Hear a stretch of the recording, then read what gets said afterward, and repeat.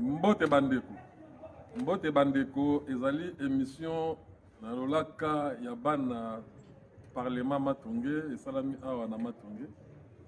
Bandeko na biso topesi bino ba mbote balosako ebele place bozali baoyo balandaka biso. Ba téléspectateurs na biso balandaka biso tango nyonso na kanisa bomankaki biso mwa mikolo semaine passée bomanke biso salaki samedi te.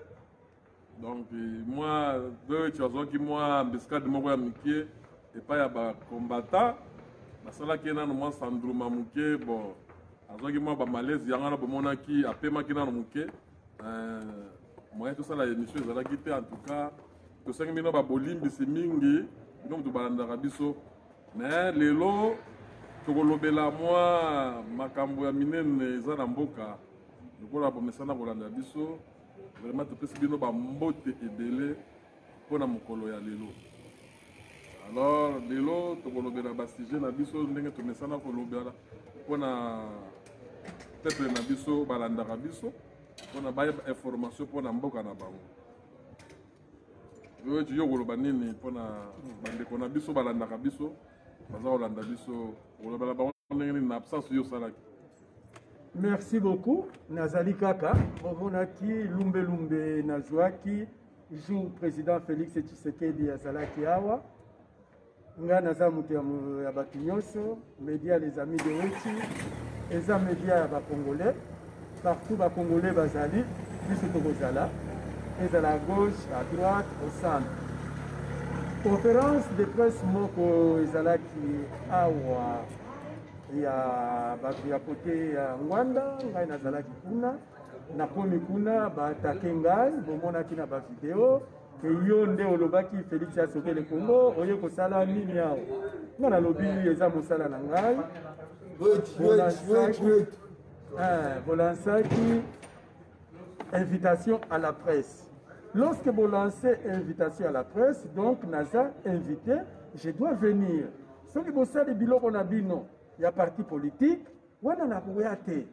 alors il faut maintenant trouver compromis. Ceux qui MLC, PPRD, IDPS, Basali Biloko, il y a parti na bango. Ceux qui ont commis conférence de presse, là qui invite la presse, maintenant ceux qui pressent ailleurs, vous commis Polinga, pour s'attaquer à la presse, nous avons un problème. On est dans une conférence de presse.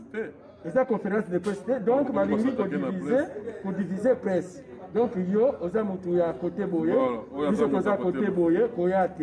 Mais on est dans la presse. Et puis, on a la balkanisation mentale et physique. Voilà. Et à la longue, on peut séparer. Ah, oh, il y a un journaliste Fati. Aukende pa ya papa ngwanda te aukende MLCT. Voilà ekomi balkanisation physique. Balkanisation physique et mentale. Et que yako mema biso na balkanisation territoriale. Toboyi makambo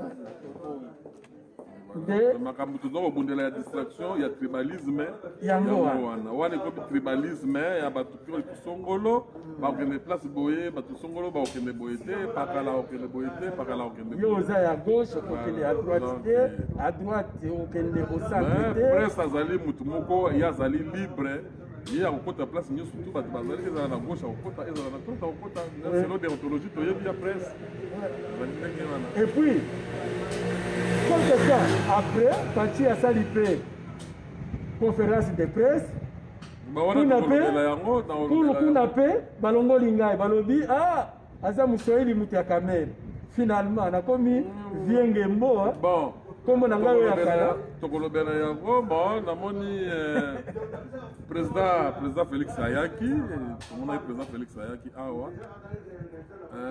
Mais presse na biso ya bana Bruxelles bayambaki tomonaki maître Lona azalaki na kati tomoni monsieur Fita azalaki na kati tomoni monsieur oya biso ya Bode Ambaweti azalaki na mususu bazalaki 4 bazalaki 4 personnes oyo bayambaki président oyo batunaki président mituna na presse ya bana ya Bruxelles.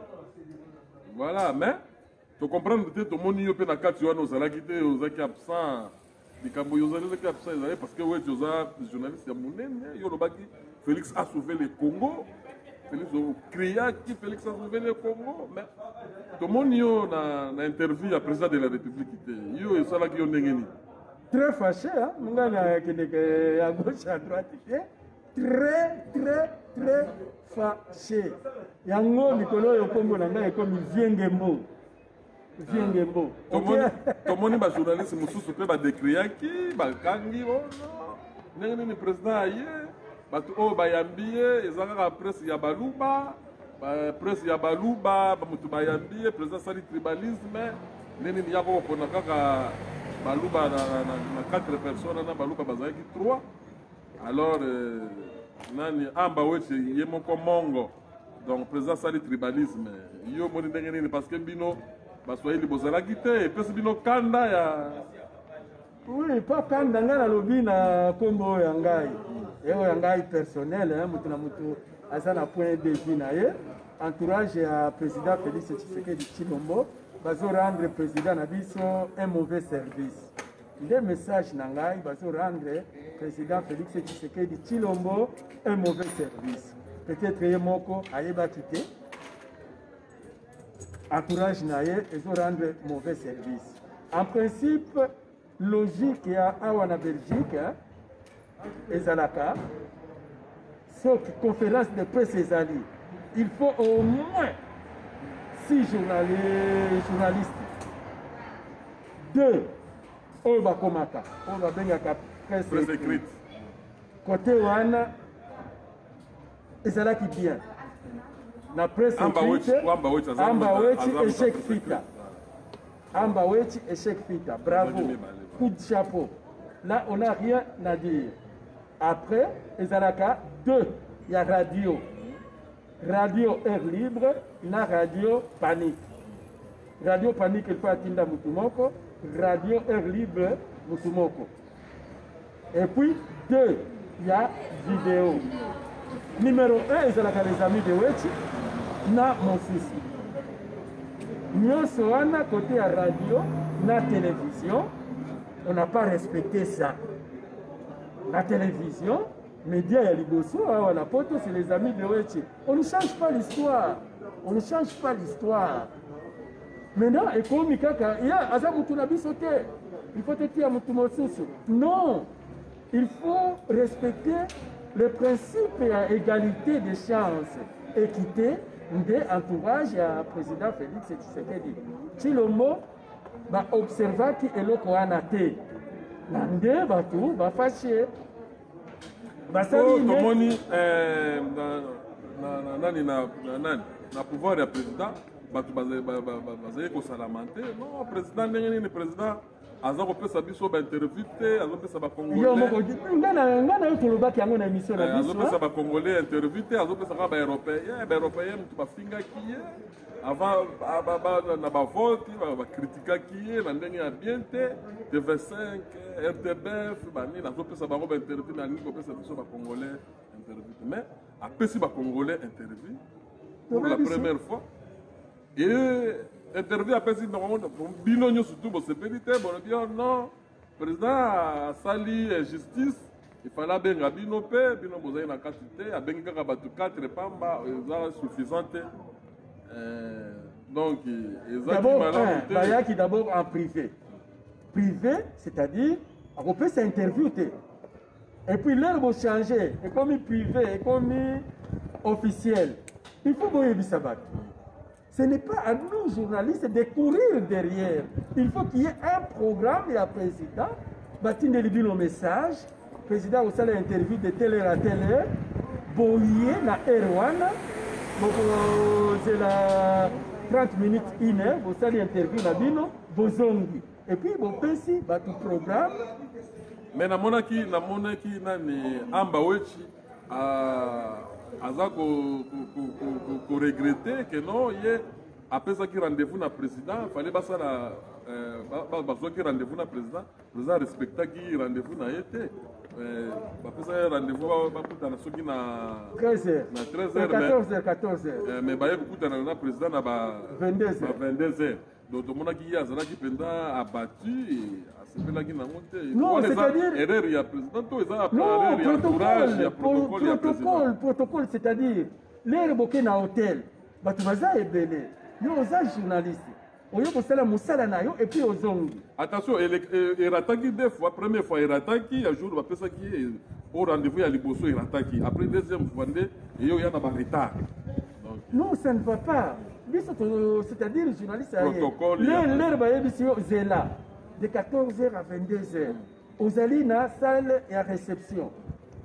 Ba coca kuna ezalaka ba 5 euros 10 euros. Okomelaka mwa coca il y a 10 euros.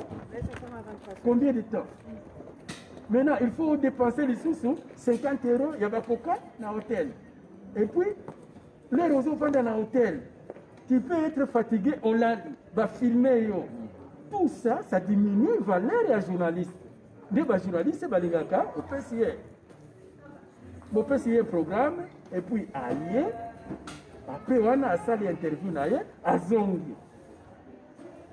Alors, même ici, au Benimou, à 14h, au Koko Yambaye, à 22h. Ce n'est pas respectueux. Même ici, dans le bureau, on va faire ce rendez-vous, Nicolas est comme rendez-vous, 15h. Tu es déjà habitué. On va faire ce 15h, à 15h, on va recevoir. Mais président Zamona Poto. On peut faire président Zamona Poto. Il va réalité à Poto.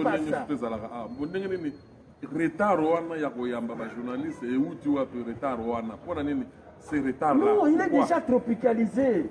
Les 2 ans où il a passé Naki, il est tropicalisé. Il y a ma habitude wana bazana ngot ici c'était protocole, c'est-à-dire avant que mon président de la République, il faut au Kemba. Il faut bâtir nano vanda wana. Voilà ba ezaba système ya Afrique ya Congo. Système ya Afrique ya entourage ou ya président. Na entourage ya ba bureau nyonso na Congo.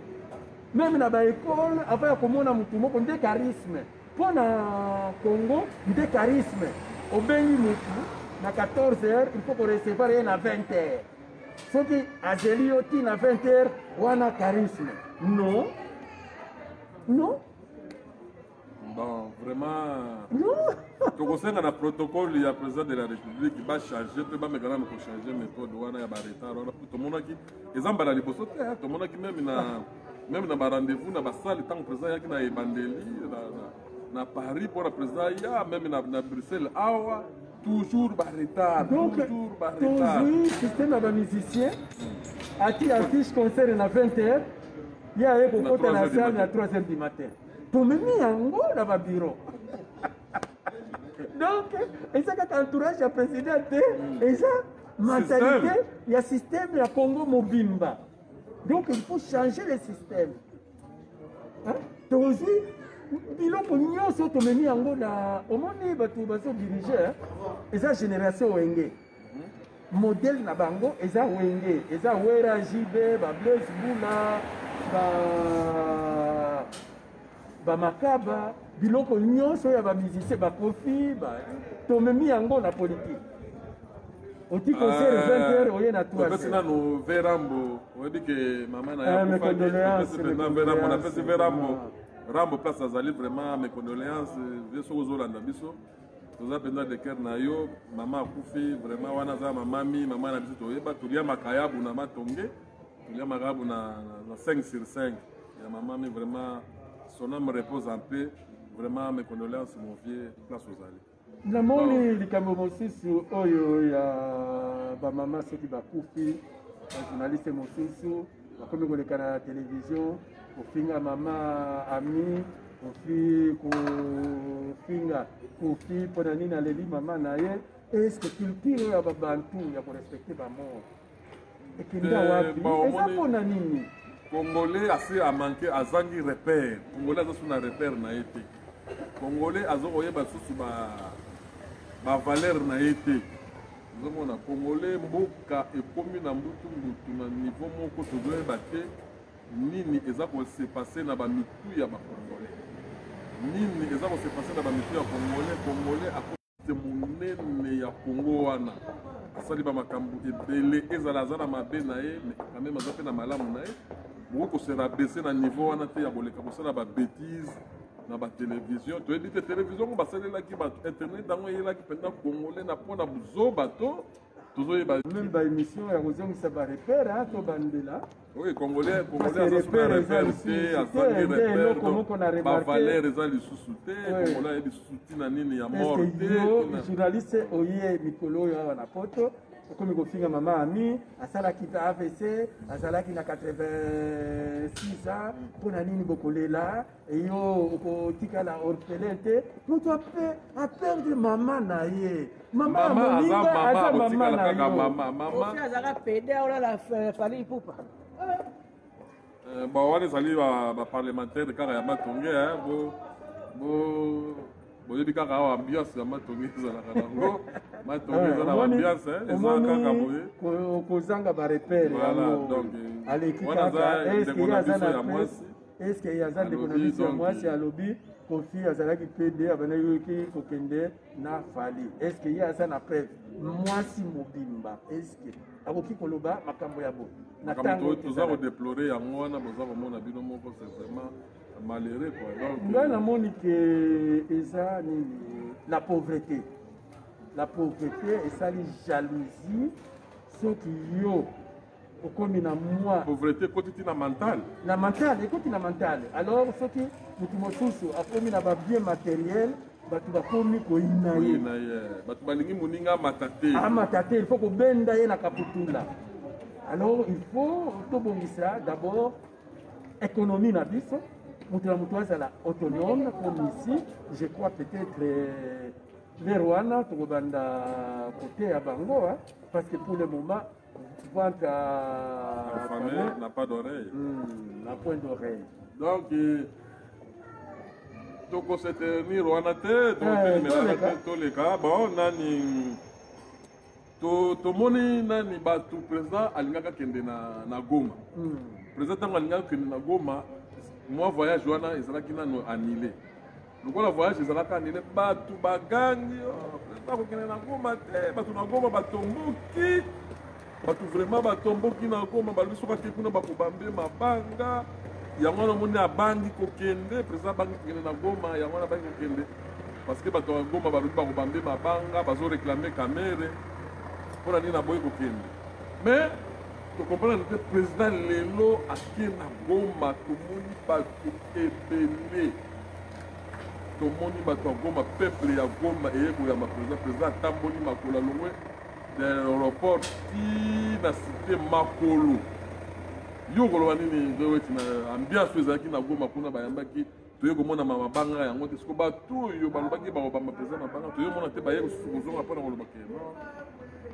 eza babangaki kokende mpona kobambe mabanga na président aza kuna na Goma ambiance ya kosangana te okoloba nini mpona voyage ya président na Goma bon voyage ya président na Goma ngai mpe nazokomante yango lere balobi akoya na Goma bato ya Goma baza fâché akoya te wana eza c'est une façon de parler ya biso bacongolais ndenge ezalaka kaka ya motema mabe kaka ya motema mabe mais na vérité ezalaka na kati exagération mais na kati vérité moko ezalaka pour faire passer les messages. Les messages là, on avait fait passer que le président a eu sa caméra. Il a eu la caméra, Toyamba qui est bien, Lelo a tiki caméra na prison. Balobi caméra a eu bimbongo. Jusqu'à présent, baptisé na vol intellectuel. A eu combien? Jusqu'à présent, bapé sa cabiso montante. Même il y a qui poser aux questions. Caméra il va combien? Ne va pas détourner mais zaki yambongo ba détourner 57 millions non? Non, 57 millions. Non, 57 millions. Jamal Andima Kike a 57 millions. Et ça n'est pas inayo. Net koza na parlement. Balobi président wa kumpala. Aibi mbongo. Mbongo ezali combien? 57 millions. Ngai na lobi oui. 57 millions wana ngai wechinde nazwaki yango non na tribunal ezalaki bon Jamal a traité kondima te azoli non andimaki bato bazolanda biso oui bato bazolanda biso botuna bo commenter Jamal a tiré le colobaté qui a 57 millions. Non, c'est ça le problème. Jamal a vu. Tolanda qui procède sur Jamal a lobby a Zouaki parti en bon, a Zouaki 38 millions. Non, Alobaki a Zouaki Nyonso. A Zouaki Nyonso. Non, parce que procès et les cas qui na télévision. Bah tu vas sur l'andabiso. Jamal Andimaki, oui, j'ai reçu les 57 millions. Bon, tout raisonné, hein, na deux cas. Parce que toi qui es dans la discussion, bon, tu raisonnes dans des cas. Bon, tu raisonnes dans des cas. Non, tu raisonnes dans des cas. Jamal Andimaki, premier cas. Deuxième cas. Non, c'est là, non. Deuxième cas, Jamal Azouaki Mbongote. Bon, Soki, Jamal Azouaki Mbongote. Donc, le lobby est à Kamer. Kamer a lobby est à Ngaïté. Maintenant, bon, cité. Par Ongaï Nazouaki. Ce qui est 57 millions. Jamal Azouaki 10 millions. Et Tigali 47 millions. Na 47 millions, Ngaï Nazouaki combien? Mais yem tagolo ba yem tagoyib sa batubalo ba montagne Azouaki te parce que yem ta détourné ki mo yem na fa yeb sa. Bino ndebo ataki Ngaï, bino ndebo bokoloba. Ba juge. Mais ba juge ba lobi mbongo sa détourné. Non, mbongo eza détourné. Mais on dit Azouaki ba montant ba ke ko répartir mbongo na ba répartir mbongo na ba juge te. Répartir mbongo na société na ya Samibo. Non, l'air bolobi même awa. Ce qui va kangio aibaki 5 000. Bah jugé en fonction à 5 000. Maintenant jusqu'à présent au moins donne-moi le montant oyo kamere aibaki. Bon amener quelqu'un au tribunal. Même ici, ce qui va mener au tribunal, balobi okende ki na Deleuze. Oibaki koka. Aibi na kobaye na obligé ya muibi. Jusqu'à présent aibaki mbongo. Ah non, vous pouvez passer, madame. Ici, il y a un parking, c'est quoi? Qu'est-ce qu'il faut mettre? Oui, c'est bon. Mais on fait battre les tickets, il y a la machine là-bas. C'est payé, quoi. C'est payant, voilà. Mais où est la machine là-bas? Bon, non, ils sont déjà habitués. Voilà, on a lobby. À côté qui na Deleuze, na supermarché, aïbaki coca, bah y a coca. Aïbaki 5 €, bah y a 5 €. Maintenant, Kamere, aïbaki combien? Bon, que ça de son montant. Tribunal, procès et bandaki. Du début à la fin, jusqu'à présent, tu as mis montant au Kamere, aïbaki. Aïbaki combien? Mais oui, mais Mbongo Kamere va détourner qui Mbongo 57 millions. 57 millions va détourner qui en a Jamal. Jamal Sikoyo. Jamal siko ndenge batunaki mbongo wana ye azwaki pe oyaye oyazwaki Kamere pe azwaki oyaye azwaki combien maintenant c'est à lui maintenant de dire qu'il y a azwaki combien bino nyobo kangi ngai muibi nakene na tribunal nakene koyebisa ba juge ezaki détournement intelligent yango na balobaki wana théorie ya lokuta détournement intellectuel théorie ya lokuta avocat diable ya Kamere to ndenge c'est moi passé ayebi mbongo non peuple Jamal sikoyo zela tango sikoyo asali appel Jamal kuna avocat ne balobi non biso tozwaki mbongo tozwaki 3% ya mbongo siko 3% ya mbongo oyo bango bazwaki est-ce que ezalaki nyonso total 57 millions bapesa bato oyo baliaki mbongo na Congo ndenge toyebi tokotelefana eza procès elekaki bato nyonso balandaki na Congo ndenge ezali wana Kamere aliaki mbongo ye moko te soki azwaki na lobi soki azwaki aliaki mbongo ye moko te aliaki na nani chaîne ezalaka ebele chaîne ezalaka ebele maloba aliaki na nani non akoloba ndenge nini akoloba ndenge nini ye mutu aza na justice yo lobi aliaki te aliaki même ngai na donné kaka exemple bosuivre yango te mais eza exemple même ngai soki nayibi mbongo na l'État après ça nakende na tribunal nakende mifunda nayibaki mbongo bongo justice modelandeli professeur justice elandelaka mutu est ce que mutu ango nayibi mbongo professeur wana ayaki na théorie ya lokuta vol intellectuel vol intellectuel monta ezate tolobela ba wana seleka monta tolobela ka ezate yango bo libérer ka kamere kamere bazala nani abomoni deweti azolobela kamere parce que ndeko na ye faut pas comprendre si azolobela ndeko na ye si bino nde bopouse biso oyo bino bozo défendre ye tout à fait normal non azolobela pas tout à ndeko fait na ye normal azolobela ndeko na ye to comprendre non biso toza kuna te biso toza kuna te eza toza na ambition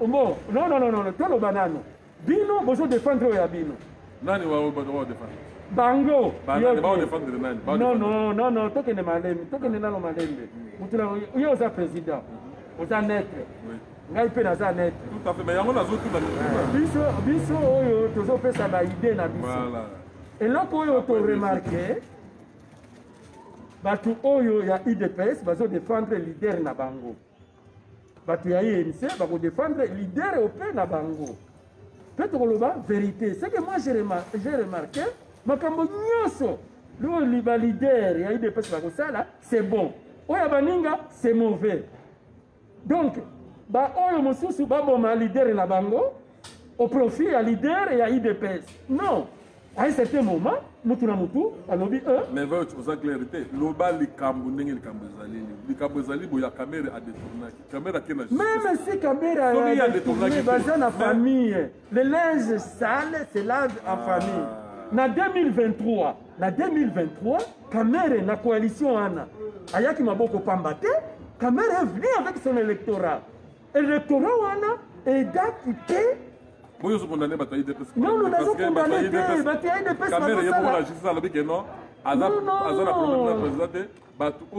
Non, c'est-à-dire, problème avec IDPS. Nous avons condamné IDPS. Nous avons condamné IDPS. Je suis clair et précis. Basalinga est là comme côté. Mais nous avons condamné Bango. Nous avons condamné Bango. Nazana kanda na bango kanda na bango eza nini lobela bango tuona bayoka kanda yo za nango ya IDPS eza partout aux tambour yo muto kriaki ko président Félix a sauvé le Congo parce que kanda ya IDPS eza nini bazo aider président Félix c'était avant dans la bokonzi na ye nde kanda na ngai na bango boba aider président yemo kwa za président azomona te que no bato ya sala baza ko aider te yemo azomona te Ah, à mon attention, il faut me poser la question. Voilà. Pourquoi IDPS a se confondre président Félix na Etienne Tshisekedi wa Mulumba.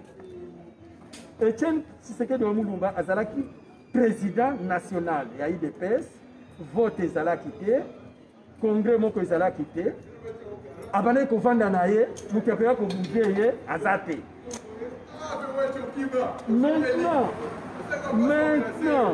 Maintenant, président Félix a un mandat il y a 5 ans. Il faut azonga na ba élection. C'est là Babi de Schengen. Voilà Babi de Schengen.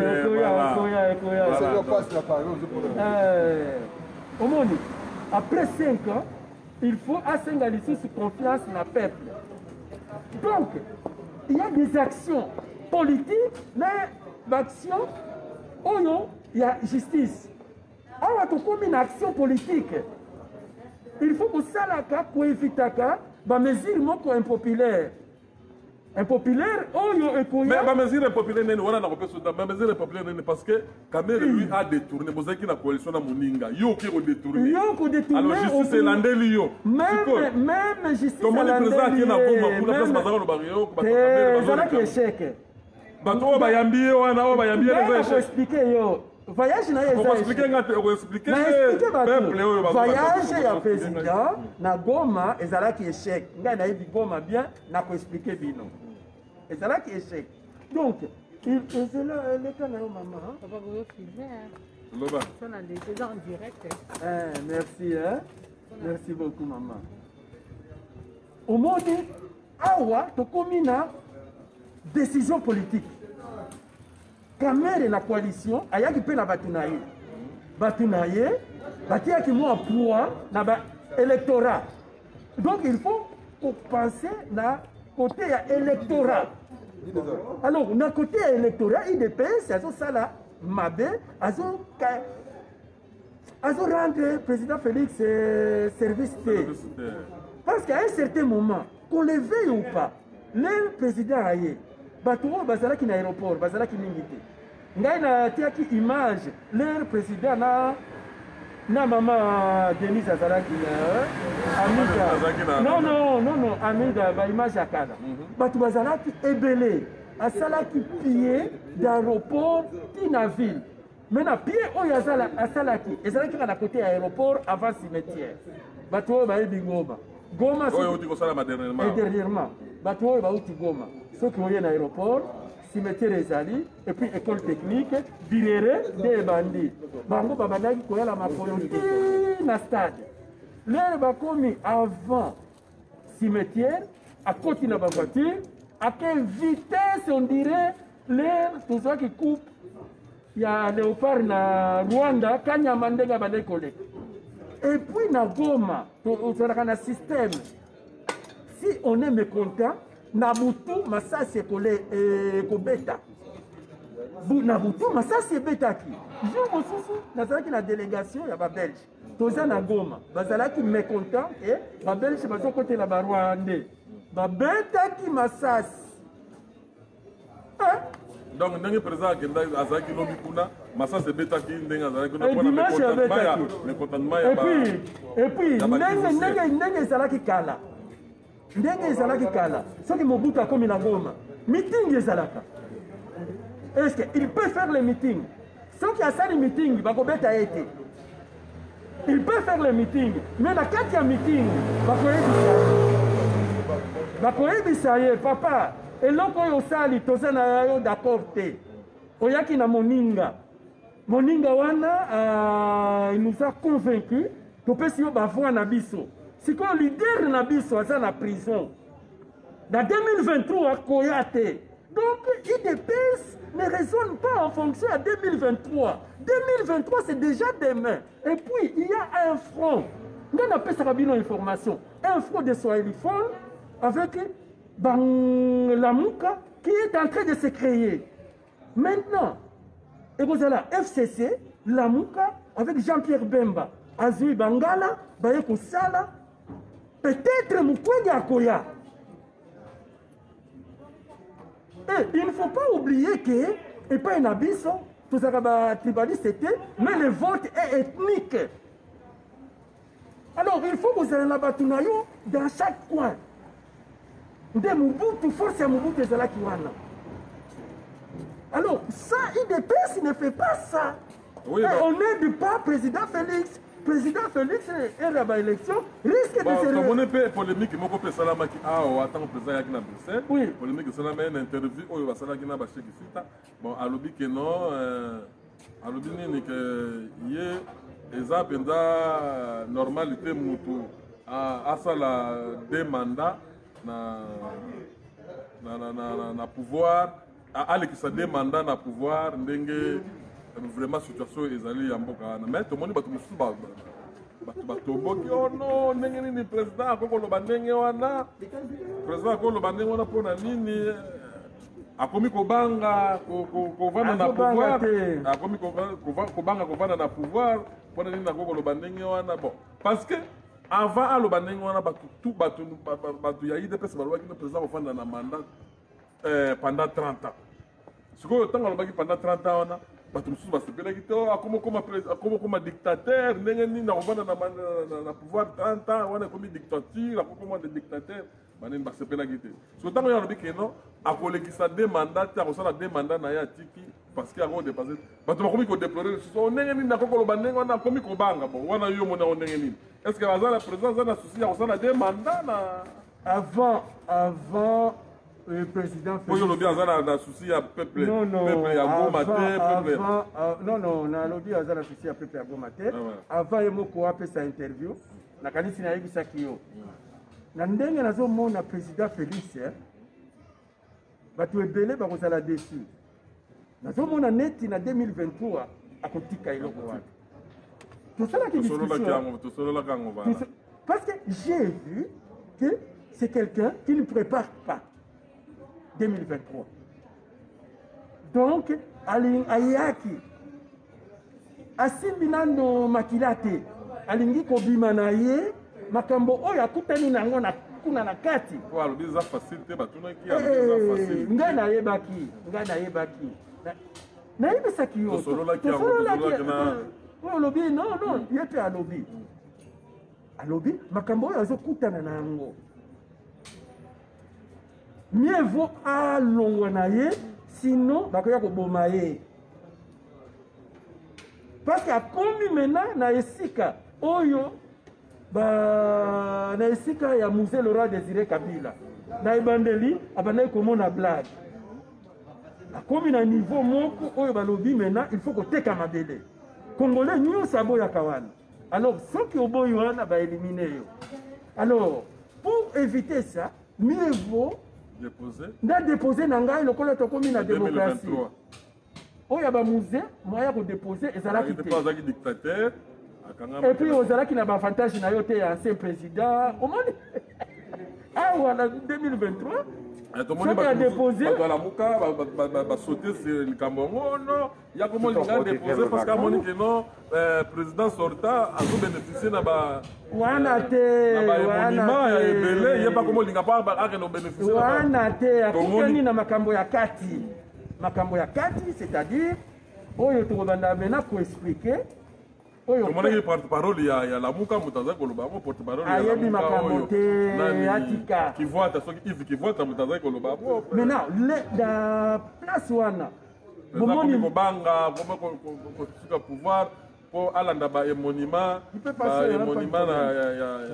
président sortant po ya pakoma président sortant bana olia baémonima yango nde ntina ya président abangi wana maintenant omoni biso bajournaliste d'investigation ndenge tolingaka Félix nakoteli ye maintenant oyo ekomi problème oyo tolobaki eza interne yango nazoloba laver les linges sales en famille oyo ya camere eza interne maintenant na problème wana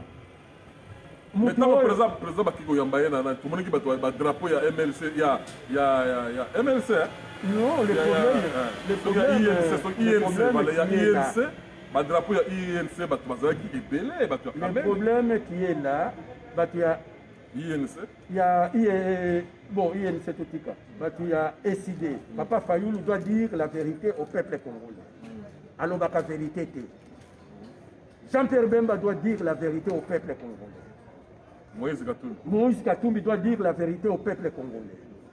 Bango Nyos FCC doivent dire la vérité au peuple congolais parce que pour nani bazo eba vérité bazo ebisa bango vérité te bazo zwa makambo ya lokuta batina mutu ya président Félix Tshisekedi Tshilombo. Tu peux passer madame.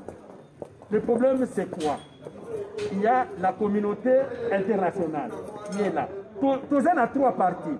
Communauté internationale, les politiciens n'habitent sur toute tendance confondue. Deuxième partie, na peuple. Peuple à lobby, Rwandais. Zouaye ti en environ azonga na Rwanda. Mabele n'habite sur Togo. Ceux qui ont un discours mosusu, peuple à sa compte. Kutu, Babisengimana, Baruberwa, Bayaki na Babotine, Bazonga na Rwanda na Babotine. Une fois, bango nyonso bazongi na Rwanda, donc il y a pour discuter. Langage à peuple.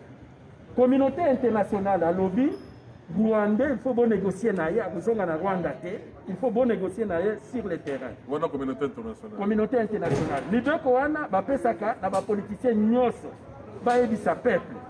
L'air, baebisa peuple. Au lieu de mibeko oyo bapesaka bango na communauté internationale bazo yebisa bango ba Rwandais bazonga Félix ateki mboka te. Maintenant président Fayoulou asala meeting apesa biso position na ye Rwandais akozonga te ko de kipela lobby ba généraux nyonso totia bango na avion Touti ndeka bango na Rwanda. Est-ce qu'il y a lobby nini? Akolanda peuple ou bien akolanda communauté internationale? La question wana ba répondre kati. moni hypocrisie na bango. Papa Ngwanda asengi désobéissance civile na discours na ye. Ngai na lobby non. A lobby lisusu. Bosala ba marche bokende na communauté internationale. Mais c'est la communauté internationale qui nous impose les Rwandais. Comment yo okende et pas ya mutu oyo imposer biso ba Rwandais bafanda na Congo. Aussi makambo ya communauté internationale okina mutu ya moninga. C'est de l'hypocrisie. Botika Félix ateki Congo te.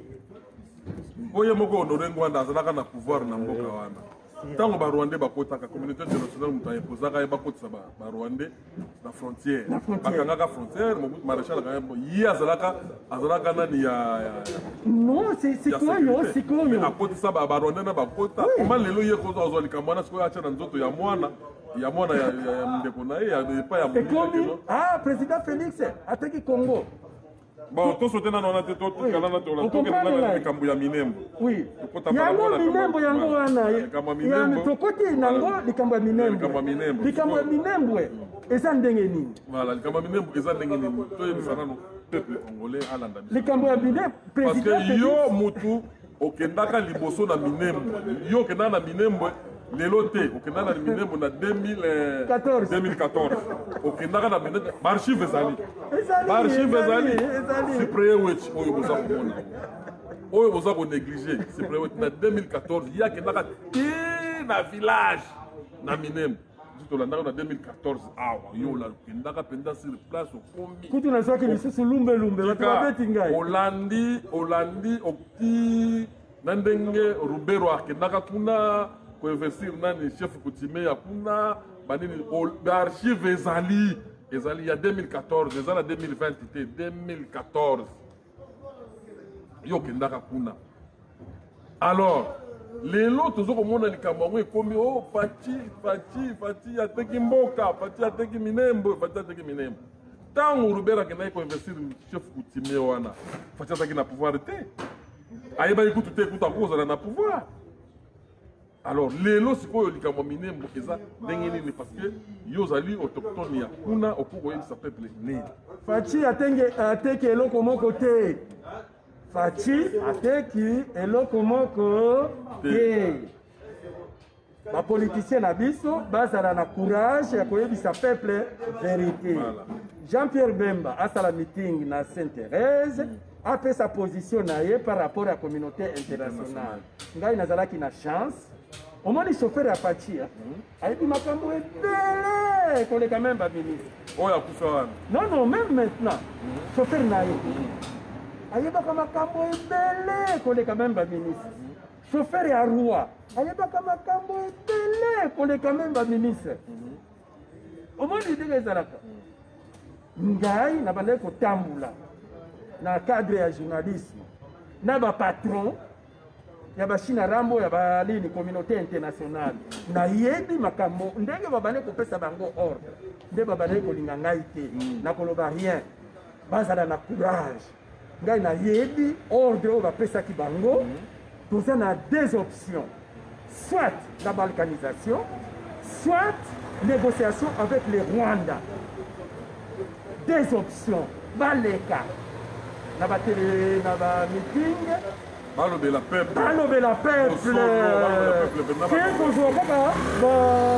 salite babambela kaka Félix lokola bazobambela ngai basalite na Cyprien Wech.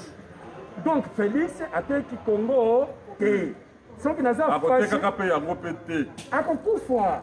Il faut tout protéger ye Congolais nyonso même lelo papa Fayulu remplacer président Félix akokona place wana makila ki Congolais koya akoteka Congo te akukima président Félix abandi kokima mboka wana depuis Mobutu ezalaka kaka zone rouge depuis Mobutu akufa ezalaka zone rouge ezalaka c'était c'est connu. Lelo honoré Ngwanda na habité papa soka zokota pe bato soka bazoloba vérité. Non, azoloba vérité te. Un mutu pe zo sala c'est-à-dire le fait de rester ici ko sala moi babez ba biloko boye bato balanda yo mais vous rendez un mauvais service. désobéissance civile et donc aza na vérité na motema nde mazolinga koloba yango te ye moko nde azoloba te ozotinda biso na motu oyo azotia songisongi bosala bamarche bokende na communauté internationale mais communauté internationale alobi bonégocie na Rwanda bopesa bango nationalité mais na deuxième étape ya Minembwe ekozala nini bomondaki nde chef coutumier moko oyo ya Lubero ndeko ya Luberwa baza ba chef coutumier ebele bazosenga bazala reconnu comme ba chef coutumier ya Congo mobimba soki ba réunion ba chef coutumier ezalaka na Congo bazaka 4000 na bango banda participer.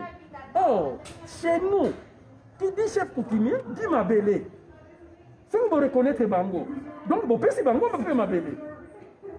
Est-ce que tu peux ça bango mabele ou bien tu peux ça bango mabele te? Des problèmes maintenant. Voilà, d'ailleurs, tu peux faire chose au Bani. On peut savoir mabele nationalité, tu peux savoir mabele comme il y a bango. Non, on comprend de te. Au moins il est chef coutumier, grand frère à Lubero. Maintenant, ceux qui va reconnaître comme chef coutumier congolais. Donc mabele wana. Non, place où yazali. Mabele wana est comme ailleurs. Parce que chez nous, un chef coutumier, c'est que caractérise par mabele. On n'a jamais vu un chef coutumier sans mabele. Est-ce que vous pouvez créer un chef coutumier sans mabele? Il y a un exemple, il y a Congo, Sabanyamulenge, 100%. Un chef coutumier, un chef coutumier sans mabele. Azalaka. Mais mabele, c'est la mabele, c'est l'État. Mabele, c'est chef coutumier, mabele, c'est l'État. Non, c'est un espace naïe. Mais espace, il y a espace, il faut autorisation à chef coutumier. C'est ce que vous voyez. Oui, même autorisation. L'État, l'État a géré, c'est-à-dire, par exemple, ton chef coutumier.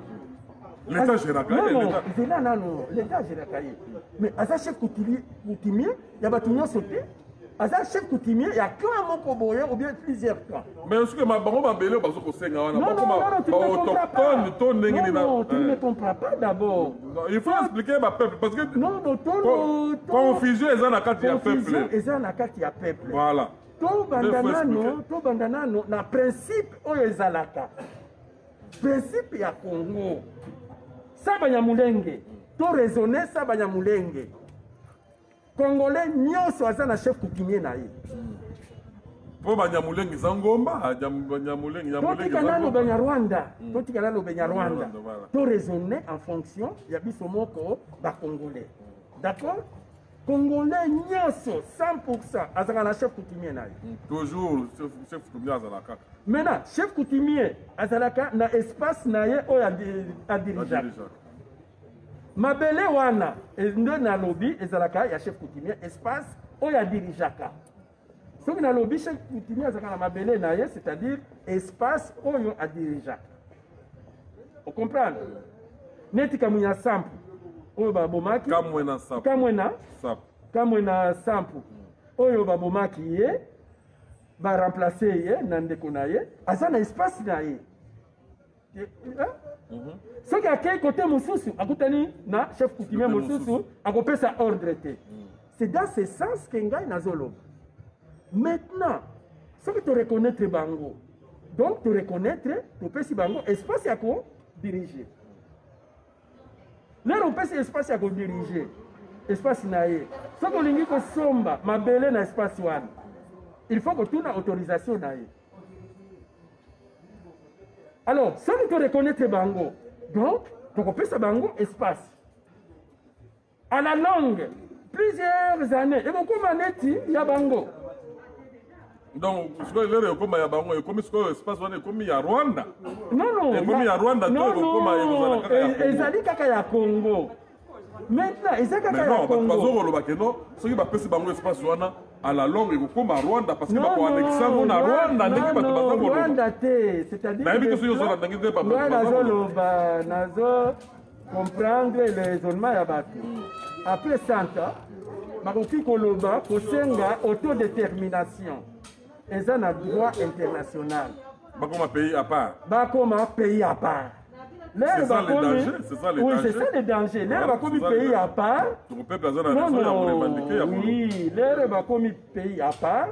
Baza na droit les sous-sous, bazu décision. Tout ça, les jonctions à Rwanda. Donc, ils ont une étape. Ah, donc bazana bango banyarwanda bazana na mentalité moko maléfique ya kino ya la longue baya koboto la mboka ekoma ya bango yango na bato bazolo Non, makambo Félix ateki mboka Félix ateki mboka ateki mboka te. Koti bazana agenda caché za na kati kuna ba agenda caché eza na kati communauté internationale ayebisaki ba politicien na biso Jean-Pierre Bemba ayebi Papa Fayulu ayebi Moïse ayebi bango China Rambo ayebi Muzito ayebi Minako ayebi bayebi.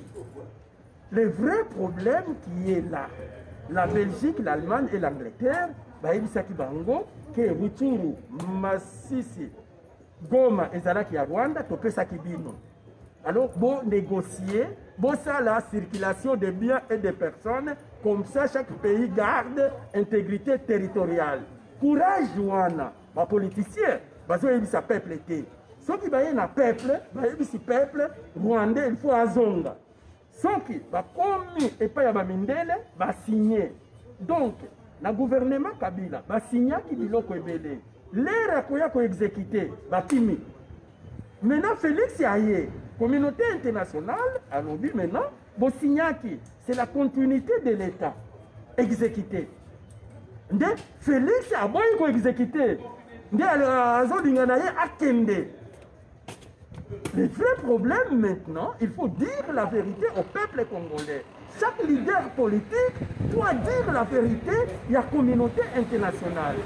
Et puis, de ne plus aller vers la communauté internationale, comme papa Ngwanda a dit si Batouba Kende, la communauté internationale. Non, c'est la communauté internationale qui a dit à nos autorités. Papa Ngwanda a dit, peuple, il faut téléma. Peuple faut telema pour ma belle na yé na Congo akotelema peuple il faut telema a défendre parce que batona bazana mentalité ya mabe bazana qualité ya mabe parce que Félix caché ya mabe non parce que Félix a tekimboka Botelema contre le Rwandais, contre Félix, Félix a tekimboka. Félix a yé ko confirmer occupation. Félix a passé passage dans l'occupation pour les Rwandais besoin mabélé. Et là j'ai dit non. On doit comprendre. Et puis là, la zone au baboye. Ah, vous voyez, il y a ça un caméléon. Ah ouais, à côté du caméléon. Parce que vérité, aux autres, vérité. La vérité, parce qu'il y a une chance. Est-ce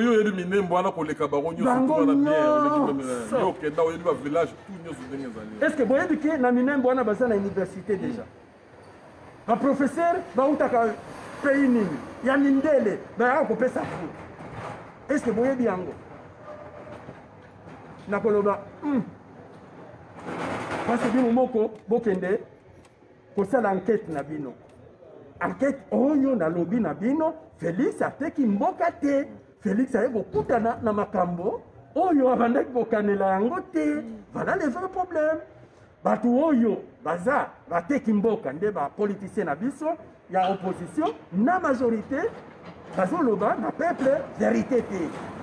Bayebisaki bango Goma Masisi Rutshuru ezalaki ya Rwanda, Banyarwanda wana oyo bazalaki kuna bopesa bango nationalité. Bachef coutumier na bango pour reconnaître bazala lokola bachef coutumier ba congolais. Est-ce que bayebisa ki bino vérité wana? Mais ba journaliste na biso pe ba journaliste na Congo balingi ko sala investigation te ba kende pe na il faut sala na mbongo ba kende ko sala investigation ba yeba qu'est-ce qui se passe ba kanami ka na ko crier pour rien comme lokola ba chaku. On ne va pas investigation, il y a malam, il y a peuple, il y a information, il y a bien. Bango balingi wana te bakangami kana pala bapesa bango ba miete banini bambongo basenga bambongo eza quand même une normalité eza lokola yo président Félix Hifose mutune yo apeso ba moyen ya kosa pa yo muto yebi mboka wana okenda kuna na 2014 yikuta yeba kitako za la président Moto azana ba vérité ya mboka wana yo. Kutu moko na bato ya IDPS awa babena koloba ah yo oza collabo oke kosala boye oke kosala publicité or na pesa ya zo tamla na ba journaliste ba yebi kutu eloko moko kutu te ba journaliste wana azo tamla zoye bate bon siko bazo saluer ba campagne ya mabe bazo saluer ba campagne sans le savoir ateki mboka te ateki mboka te au contraire azana chance ateki mboka te azana chance ateki ka mboka wana te pe il faut nde boyeba akomi na niveau oyo soki alobi non baye koboma ye donc pression ekomi makasi kabila bande kosala nde nini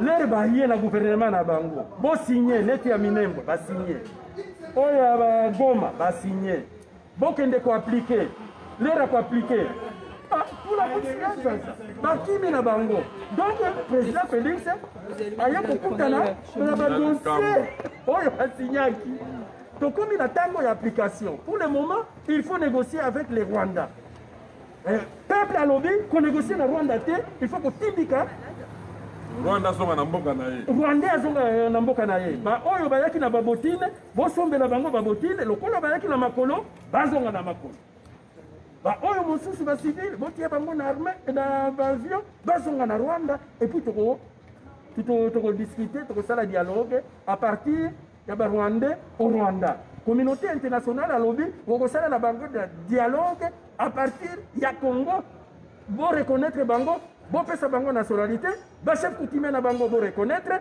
bo pesa bango pe mabele maintenant ba politicien courage ya koyebisa peuple parce que mutu akoya na discours wana asipose ke ya toza na Sainte-Thérèse Fayulu batu bayi peuple rolapide bango alobi il faut to solola na ba Rwandais peuple na bango to pesa mabele est-ce que bango bima peuple rolapide bango nde courage wana baza na ngo te maintenant po ya ko garder peuple na bango bazui mibeko ya communauté internationale batina mutu ya président Félix lokola président Félix communication na ye eza zéro akomi kosibir nakadisa bandeko bamama batata bandeko na bolingo boyoki ndenge vewe chalobi bato mosusu bazwaka makambo na aventure tikola bo vewe tazoloba makambo ya solo ezalaka kaka boye mutu alobaka makambo ya solo baminimizaka ntango ekoya kokoma trop tard bakomi vewe tazalaka koloba vewe tazali koloba komi kopesa ye raison moment yango peuple congolais fongola miso peuple congolais telemela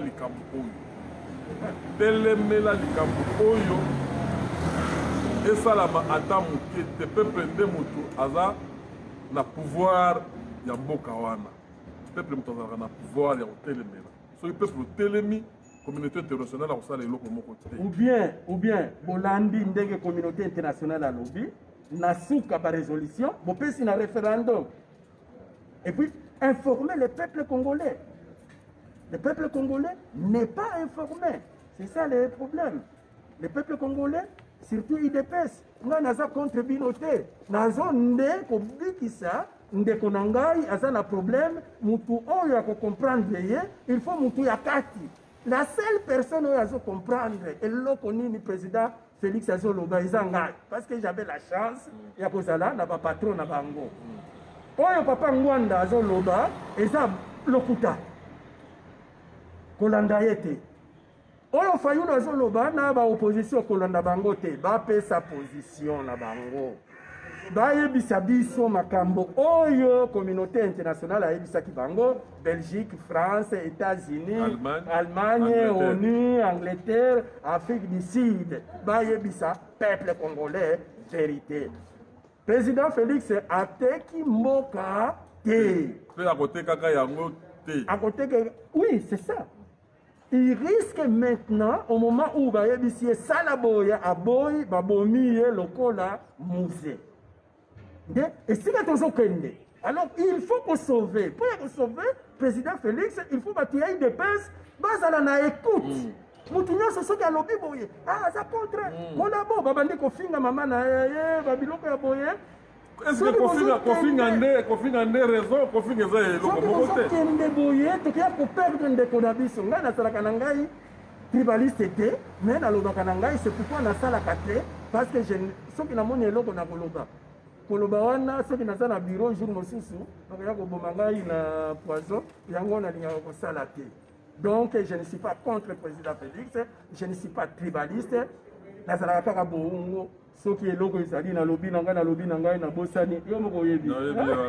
Donc pe kombo na ngai vie ngembo soki okeboye ba be. Ouais, c'était ngembo te ça parce que vérité na yo mutu.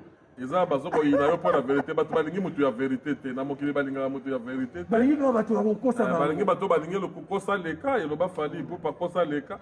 Peuple congolais a sapoti na nani moko alingi makambo ya lokuta balingi ka bato bakosaka moto alia ya koso moni immeuble za ya ngai omona bato bandimi ba très rapide do bato balingi lokuta balingi sous vérité te likambo bazoko meleza ka vérité mais vérité e yaka koyeba na kaka eloba verambo que non lokuta e yaka na sincère vérité en escalier ekomi vérité ekoma kaka ekomi déjà président ateki mboka te émission ya lelo mais bino mpe bato idps bobongisa nano bino mpe moto baza na entourage ya président bobongisa botika président akutana na bandeko na ye akutana na presse congolais oyo bakoyebisa mpe makambo ya solo président aza mpona bacongolais nyonso bafinga ye te aza président ya bato nyonso aza président ya ekolo te aza président ya bato nyonso bopesa espace mpe na bato nyonso botika babiloko wana ya kosalaka tribalisme omoni bato baza koloba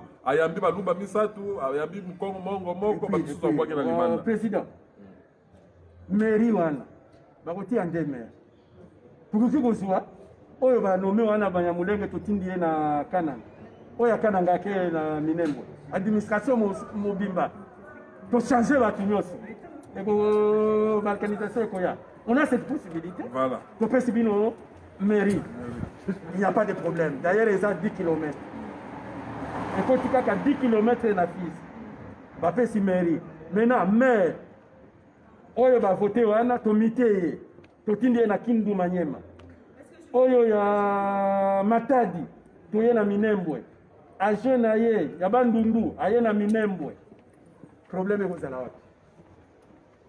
Il faut qu'on vende pour le stratégie, pour il y a que déjouer complot ya mundele bino bozo stratégie na kofinga président Félix. Non, ce n'est pas bien, ce n'est pas parce que babenga kingai na conférence de presse na yete ndé na koloba vérité ngai pour la vérité na koloba injustice na linga kango te soko ozan de koboya convoquer conférence de presse koboya ba presse musubaya on est sur conférence de presse te komi oui malgré que ba mosusu ba koloba pour na nini na kokotela ye ayaki awa benga kingai te naza kuna te nazaka na ene wana te sauver mboka ndeko na yo azaka ndeko na yo soki babengi yo te oyebisi ngai je suis très fâché il fallait kobenga ngai prochainement kobenga ngai essayez et puis vous arrangez, vous avancez. Maintenant, si vous avez un danger quelque part, on va avertir. L'herbe va avertir. Il faut qu'on y kaka. Ce n'est pas grave. Mbere oya manyamulenge, bozuaye, botinda na matadi. Oya matadi, boye naye. Oya kabeya kamwanga, adjoint. Administrateur, boke bozuaye soki na kasumbalesa. Aye, problème est kozala wapi. L'herbe wana bakosala complot. Maire oyo abiso akoyeba akosignale et puis bozwi ba mesure problème eza wapi.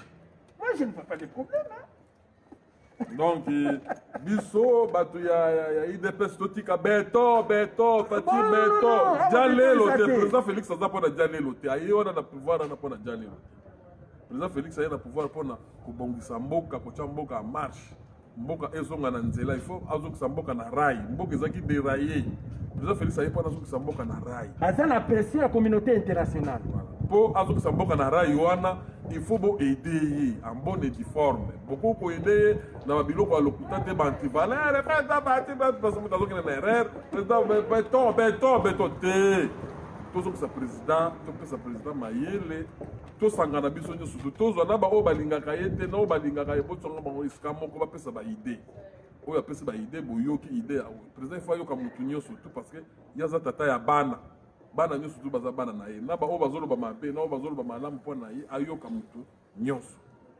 Donc bino bato yi ono baza na entourage ya président botika kozwa président en otage mpona boye mpo banguna baprofite babanda koloba babétise te tolingi biloko wana te bochange oza komona donc bomeka nanu kochange baméthode na bino ya mosala ekosala mpe malamu ekopesa un plus na mboka yo lobi ndenge nini tokomi na suka. Merci beaucoup tokomi na suka ngai nazaka bongo il faut s'habituer à moi tokotika pe te tokotika te na bango kaka tina livre bo parce que soki namoni ndeko na ngai aza na danger na koloba na ngai soki nalobi cela par exemple mosala yo otangelaka yango classe okotelaka bauniversité ekomi na makila c'est-à-dire toza na mundele oyo azodivise biso parce que nous avons des politiciens tobundisa mundele totika badivergence totika badivergence toza unité il faut tozala uni biso nyonso biso toza unité toza partage yango mundele azosakana na biso pourquoi toza unité peuple congolais mpona nini boza unité non eza bapoliticien baye na division nde bazoloba vérité te mibeko oyo bazoyebisa bango na communauté internationale eza contraire na peuple mpo bayina moninga alobi ye nde alobi ole ya communauté internationale maintenant baza na courage maintenant baoppose peuple na mutu wana baopposaki peuple na mutu wana na kotanga kombo na ye te na boye na ngai baye kooppose peuple na Félix alors qu'il fallait opposer peuple na communauté internationale bango biso nyonso ensemble tolandi communauté internationale et puis toye kotuna peuple et puis peuple azala informé soki peuple aza informé peut-être makambo oyo ekoleka na yango. Peuple n'est pas informé, peuple aza informé na lokuta ke Félix ateki mboka. Félix alobi to négocier na Banyarwanda. Félix alobi bopesa nationalité na Banyarwanda. Or, maloba wana eza ya Félix c'était eza ya communauté internationale après ça ki ba politicien na biso nyonso ba expliquer peuple. Siko bango bazo expliquer peuple te balobi Félix nde explication na bango Félix nde alobi makambo wana. Et puis peuple a commis kokende et puis la communauté internationale pour la fonder Félix. Ah non, Félix a été kimboka te. Bakoloba lisusu ah babeka ki na conférence te. Aujourd'hui ngokolia bazala besoin te. Ngokolia te yo za tina ya makambo kolia te yo sosola makambo minene tango kendaka na minene kuna na 2014. Ozalaka Félix azaka na pouvoir te pendant bengo ya kolia non. Donc nde maloba nanga ya suka émission. Voilà donc to komi na suka bande mona biso na kasaboyoki oyo vewe cha lobby parce que peuple congolais azaka ka mutu moko alingi ba distraction eza na tina moko te il faut to yokana tozala bomoko pona mboka ekende te tango tozala diviser tant que tozala ka diviser mboka ekokende. Parce que la communauté internationale mutakataka mboka ala ye mutayebe eloko ni naza koluka. Alors pour le peuple mboka la bakata yango te foto zala uni biso nyonso tolongo la haine tolongo la motema mabe. Félix akozala éternel na pouvoir te oyo akoyaka pe na pouvoir na okuta na makambo wana uni communauté internationale aza kozela ye. Bon na kobwaka bato na ngai ma mesala kobwaka bon président Watanabe héritier Watanabe Motenatembe Gogan toza kozela kaka mi-age mi-demo tokobetela yango kaka sete mi-age mi-demo toza kozela kaka Patou Soda pasteur Patou Soda place azali soda ya poto pasteur Patou Soda ye totasambelaka biso si tozozwala bandani omona balosambo na ye soki bandene bolingi losambo bokende epai ya Patou Soda bokomona mpenza losambo ya solosolo Makison le grand judoka place azali topesa ye bambote matezolo topesa ye bambote ezali ebele napesi ndeko na nga leki na nga ye azalaka na Allemagne bebe peti soki lelo bomonaka bolingi bokota mpenza na bilamba ya solosolo na Allemagne